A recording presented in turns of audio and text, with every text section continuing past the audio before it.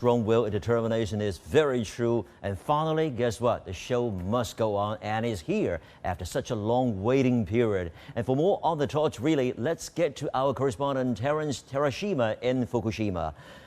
Terry, can you hear us? Good to have you with us. So what's the latest on the torch reading right now? Please fill us in, if you will. Yes, the send-off ceremony, they called it the grand starting ceremony.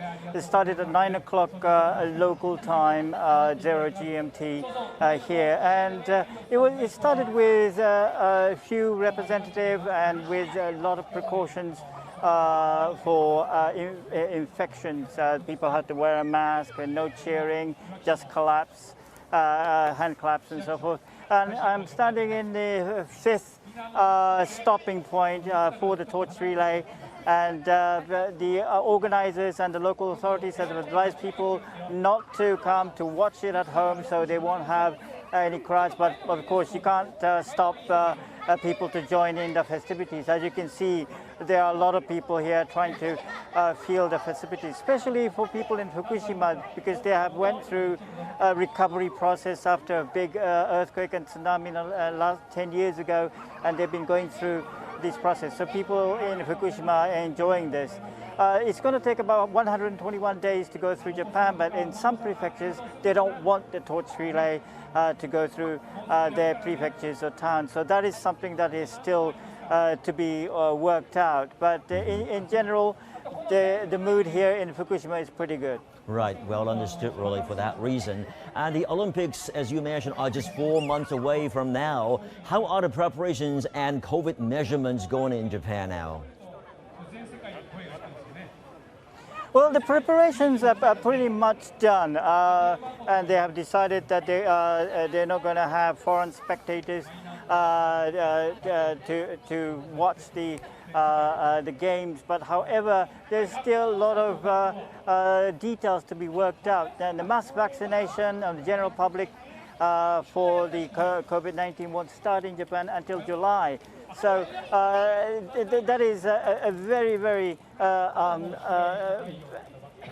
the timing could be very sensitive, and if the volunteers not getting vaccination, how are they going to prevent the spread? How are they the volunteers going to be to protect them from the crowd and infections, etc. So there are still a lot of details to be worked out there. And of course, many of the runners are actually resigning from the torch runners. So that is something to be worked at as well. And the organization committee said if there's a too much crowd, more than this, they will skip that segment. So that is still, that is also something that is quite unique for this Olympic torch relay here in Japan. Obviously, the anxieties are lingering for sure. Terry, thank you very much indeed for your update. And for more on this topic, especially about Tokyo Olympics, joining us now is Mr. Liu Qingbing in Beijing, who is a professor at Yokohama National University in Japan. And Professor Liu, can you hear us? What was it coming as a surprise? Was it coming as a surprise to you, rather, that no spectators were allowed to be part of this morning's torch relay grand start in Fukushima? Oh, good afternoon. There is no surprise to me that no spectator allowed to the torch relay, but it surprised me that Japanese Prime Minister Suga Yoshihide didn't attend the ceremony.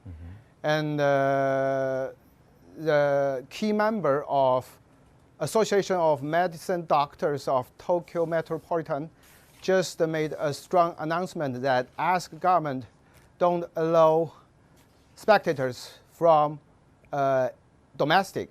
The IOC and the JOC already made official announcement that they will not welcome foreign guests.